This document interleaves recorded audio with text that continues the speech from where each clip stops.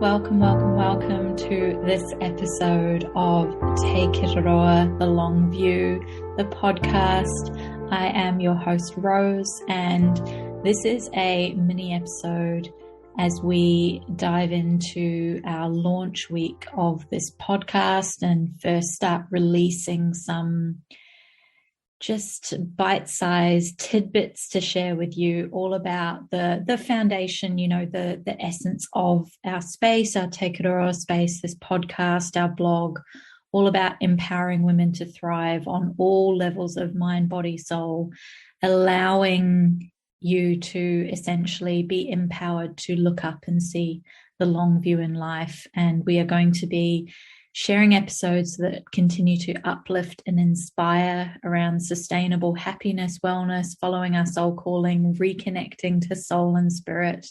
And of course, into the future, we are going to be sharing many inspiring stories of guests who are going to come and join us for a host of episodes all about these topics and these notions. So in this mini episode, I just wanted to talk a little bit about mindset, practicing gratitude, and being present, and how this is essentially claiming your power and claiming back your power. Because essentially, when it comes to talking about mindset, practicing gratitude, being present, these can either be concepts and topics that we've never heard of before, or they can be things that we go, yeah, I know all about that.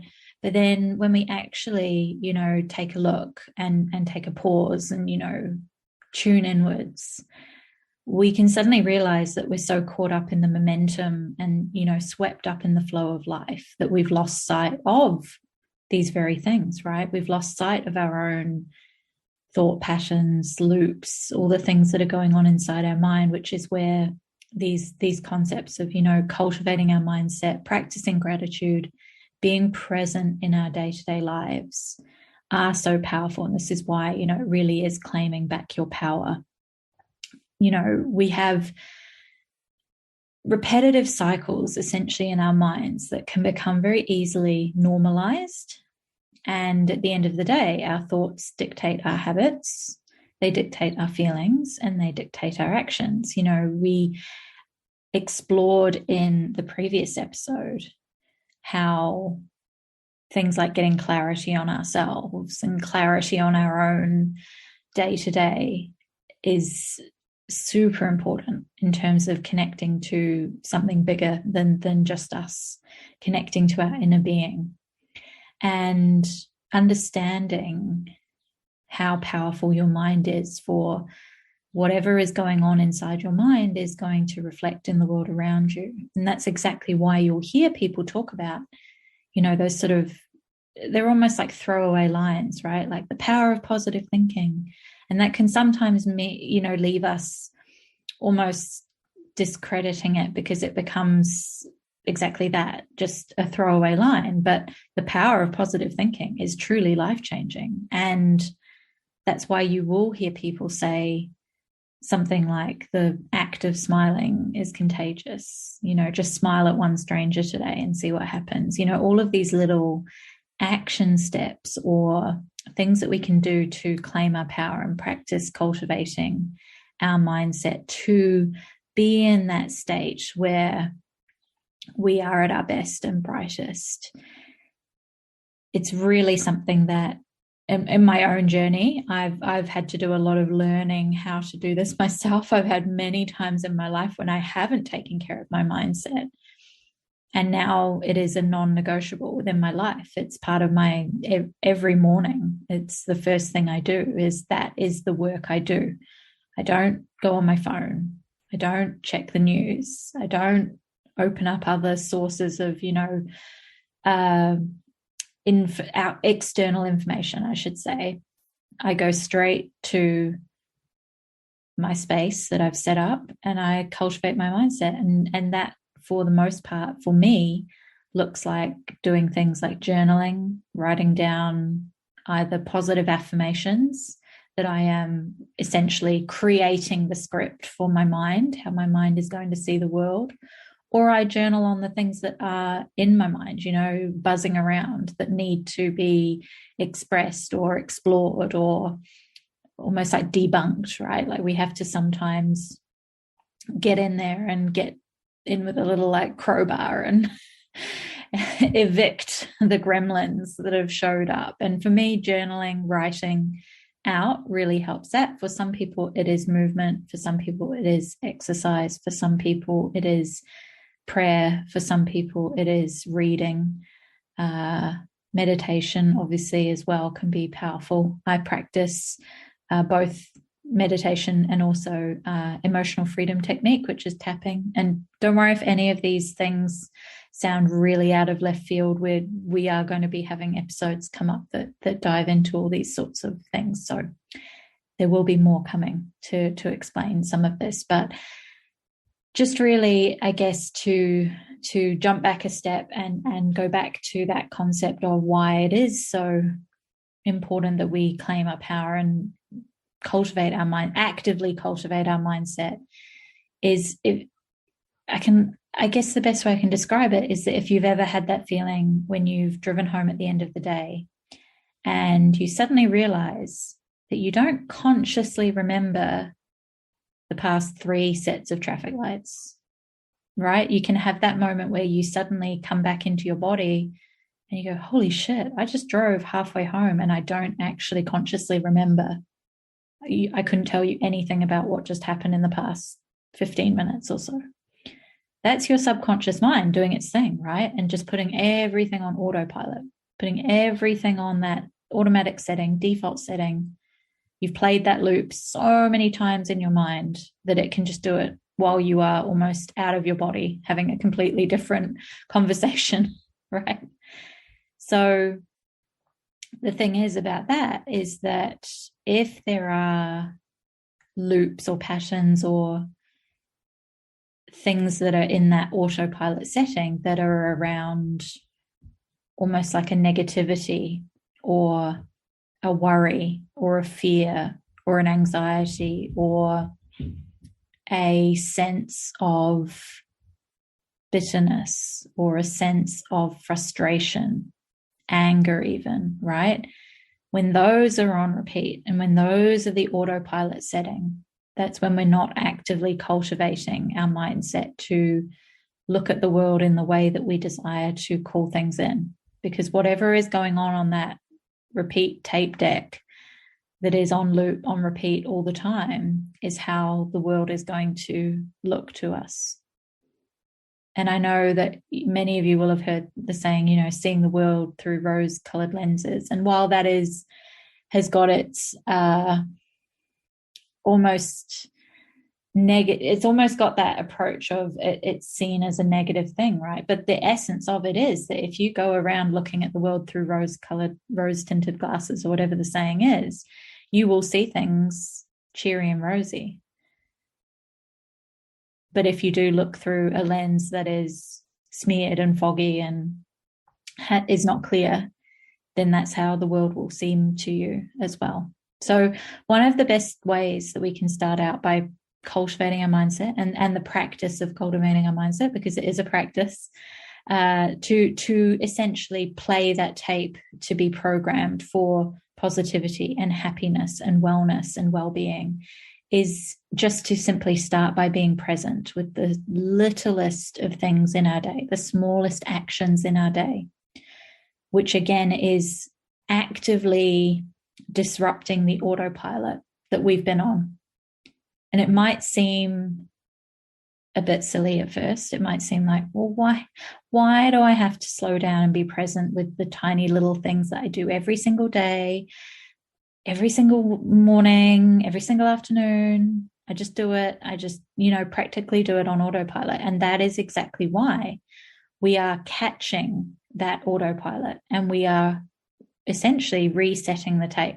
We're pressing pause. We are turning the cassette tape over, and we are bringing the intention and presence to the small things. So rather than in the morning just pouring your coffee and gulping it down and heading out the door, can you be present with that process as you are pouring your coffee into the cup? Can you notice how the steam dances? Can you see how the condensation forms around the rim of the cup? Can you see how the crema of the coffee floats on top? What pattern does it form? Do the bubbles on the top of it have an iridescence to them? How does the smell of that coffee move through your olfactory senses? What memories does inhaling that beautiful first breath and intake of coffee, what memory does that invoke? Simply from the smell or the first sip. How does that first sip even feel as it moves through your body, right? And I'm saying that it might sound really silly. It might seem really, just why would I bother stopping to do all of that, right? But in the busyness of life, we have lost touch with the power of those small moments. We overlook them, we rush through them, we gulp it down, we bolt out the door. But actually, by bringing your focus and your attention on being in the now, it changes that state within your brain. It changes the tape, it changes the loop, it changes the pattern, and it actively disrupts that autopilot that has been running potentially for years, right? It brings your awareness and your focus to the now. And that is part of the power of this process, because rather than being always in a state of never focusing on what's right in front of you, what you are actually doing, that is those states we're in where we might be driving our car, but instead of actually driving our car, our brain is and our mind is ruminating on the past. Maybe going over and over and over something that can't be changed. It's in the past. It's done. It's gone. Or we are fixating on trying to work out what's going to happen in the future, right? Those loops and thought patterns, almost like the worry and the future tripping, trying to work out what's going to happen, how's it going to look, what's it going to be, can I control it, right? Which ultimately the future is not in your control either. You can control how you show up every single day, but there are a billion other factors going into so many things that we just take for granted. So sometimes it is just purely that process of being focused on the now is what allows us to actually take back control and claim our power over our own life and our own existence, because we suddenly realize, hey, you know what? At the end of the day, I can control my mindset and I can control the way I choose to see the world, right? Because it is a choice. We get choices in every single second that we're awake and breathing, right? And as a side, sister component to this is the practicing gratitude. And this is, again, the small things, the mundane, the silly little tasks that we do in our day-to-day life, right? Gratitude for those small things, even when it all seems bleak, even when it seems the most hopeless, even when it seems like nothing is working out the way we had expected, anticipated, hoped, dreamed, whatever description you want to put on it.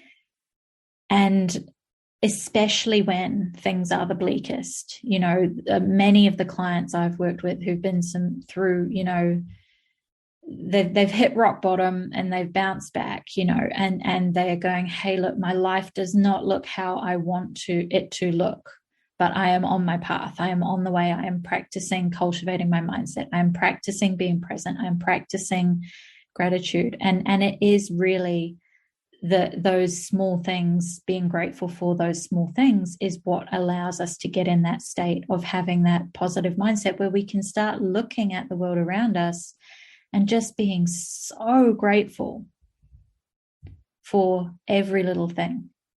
And sometimes I suggest, to the women I work with, to encourage them to say them out loud to ourselves, because that again is another way we can disrupt the loop in our head, that if we are essentially allowing the autopilot of I'm just getting up in the morning and I'm automatically thinking that I'm worried about money, for example. Can you say out loud to yourself as you go through every single small thing in your morning, I'm grateful for my bed that I slept in last night. I am grateful for being able to open my fridge and there is food, there is nourishment in there, there is milk for my coffee, whatever the case may be, right? I am so grateful for this coffee in my hand, right? I am so grateful that I opened my eyes this morning. These little things, you might desire your life to look completely, radically different from your reality. But that's the thing about creating your new reality and creating that happiness and just loving your life so, so bloody deeply. That's the thing, is that universe works on frequency. And if your inner being, if within you the frequency is only ever one of lack, and by that I mean as in your inner being frequency is I don't yet have my desires, or I don't have what I desire, then that's all the universe is recognizing within your core vibration. So if you can find that gratitude, if you can bring yourself to be present in the smallest things and find the joy and the love in life, going for a walk in nature is sometimes the best way to do this, because we can't help but marvel at the perfect shape of a leaf, a flower, the way a bird flies, all of these things that we can actually bring our awareness to and go, holy shit, like, look at the miracles all around us right in front of our nose. And it suddenly just goes and just brings us to that completely different perspective. And again, disrupts those thought patterns and those loops.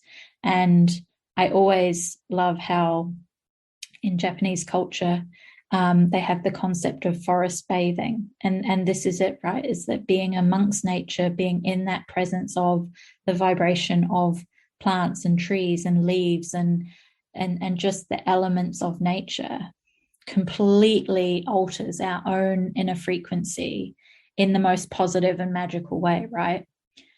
When we spend too much time plugged into the news and computers and cell phones, and that's not our frequency. That's not our highest self frequency. But we sometimes have to work with what we have in front of us, right? And for many of us, the reality is that we live lives that are very tapped into technology and Wi-Fi and computers and being on our phones. And so this is why it becomes even more important to practice and cultivate these things, our mindset, our frequency, the way we see the world, the thought patterns inside our head, to bring them into that vibration, that frequency of happiness and joy and inner peace. So, essentially, no matter the circumstances or difficulties, it's what puts you into that state of love and raises your vibration to become a match then for the things that you truly desire, because if you do desire to bring in more money, the relationship of your dreams, the friendship with your children, the job that you so just cannot wait to go to every day, like all of these things, right?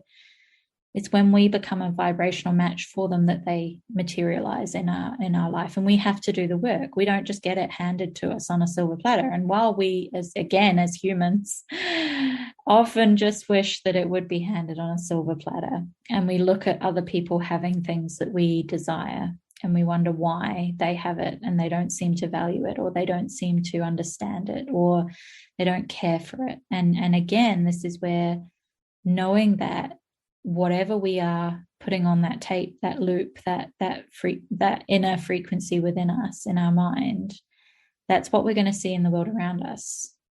So if we can have that deep, awareness of our own mind and the power of our own mind, that's when things around us start to change in the most magical ways. We're so often overlooking the miracles right under our nose that are right in front of us all along. And part of that process is actively setting those intentions and curating how we desire our life to actually be, how we desire our inner being to feel, how we desire to show up every day. You know, I always ask myself, like, is this me showing up in my highest self state, right? And that's something that can sometimes be so powerful, because it helps us and empowers us to make decisions that are always aligned with that sense of who we desire to be, how we desire to show up every day, how we desire to interact with others. So I hope this has been a little powerful episode to consider, to mull on, to play over a couple of times if you feel like you need to. These, again, all of these little tidbit, introductory episodes, they're big topics, and they're things that we will return to time and time again. But as I said in the previous couple of episodes, I just want these to be a little spark, a little something that might give you that just something that you've maybe been looking for, or something to think about, or something that just kind of gives you that little like zing of, oh yes, like I remember this, or I've been meaning to do this, or something along those lines. So I hope that you have enjoyed. I hope you have taken something away from this little short mini episode.